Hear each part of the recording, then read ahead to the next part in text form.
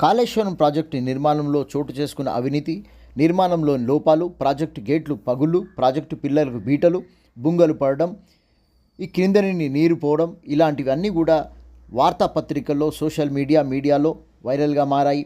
శాసనసభలో 3-4 రోజుల పాటు కాళేశ్వరం ప్రాజెక్టు వైఫల్యాలపై సభలో చర్చించిన విషయం తెలిసిందే.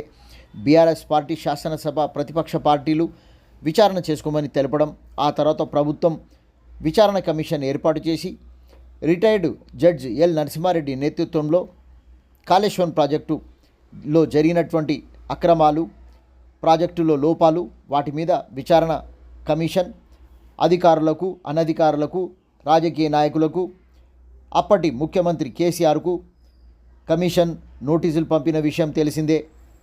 నోటీసులు అందుకున్న తర్వాత కేసీఆర్ ఈ విచారణ కమిషన్ రాజ్యాంగబద్ధంగా లేదని, విచారణ కమిషన్ను రద్దు చేయాలని హైకోర్టును ఆశ్రయించడం తెలిసిందే.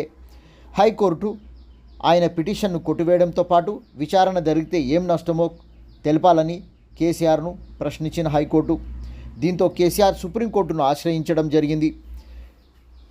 సుప్రీంకోర్టు విచారణ మాత్రం యథావిధిగానే జరుగుతుంది అని తెలిపింది. అంతకుముందే మాజీ తెలంగాణ రాష్ట్ర చీఫ్ సెక్రటరీ సోమేష్ కుమార్తో పాటు ముఖ్యమంత్రి ఆర్థిక కార్యాలయ కార్యదర్శి స్మితా సబర్వాల్, వికాస్ రాజ్, రామకృష్ణారావు, ఏకే సిన్హా, రజత్ కుమార్లను విచారణ కమిషన్ వారిని విచారించింది. డిజైన్ల మార్పు విషయంలో ఎవరు నిర్ణయాలు తీసుకున్నారు, ఇరిగేషన్ అధికారుల వారి ప్రతిపాదన లేక ఇంకెవరిదైనా, పైనుంచి ఏమైనా ఒత్తిడిలు వచ్చాయా, తుమ్మిడిహట్టి వద్ద నీళ్లు నిల్చున్న మేడిగడ్డకు నీళ్ల తరలింపు ఎందుకు జరిగిందో తెలపాలన్నారు. ప్రాజెక్టు నిర్మాణానికి ఫండ్స్ సేకరణ, ఏజెన్సీలను ఎంపిక చేయుటకు ఏ విధమైనటువంటి ప్రాసెస్ అవలంబించారని పలు ప్రశ్నలు సంధించినట్లుగా సమాచారం. విచారణ బీఆర్కే భవన్ హైదరాబాద్లో విచారణ కమిషన్ కార్యాలయంలో జరిగిందని సమాచారం.